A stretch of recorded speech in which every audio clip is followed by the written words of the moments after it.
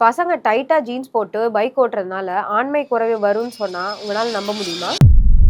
நார்மலா நீங்க பைக் ஓட்டுறது, போனை பாக்கெட்ல வைக்கிறது, நைட் ஷிஃப்ட் பாக்குறது, இது மாதிரி நிறைய காரணம் சொல்லிக்கிட்டே போகலாம். ஆனா நான் இப்ப சொல்ல போற சின்ன சின்ன விஷயங்கள் நீங்க செஞ்சாலே போதும், உங்க ஆண்மைக்கு எந்த பாதிப்பும் இல்லாம பாத்துக்கலாம். ஃபர்ஸ்ட், டைட்டா ஜீன்ஸ் போடுறது. இந்த ஜீன்ஸ்ங்கிறது நம்ம வெதருக்கு ஏத்த கிளாத்தே கிடையாது. இப்படி குளிர் பிரதேசத்துல போட வேண்டிய ட்ரெஸ்ஸை இங்க சென்னை வெயிலுக்கு எடுத்துட்டு வந்து போட்டா அவிஞ்சிராது?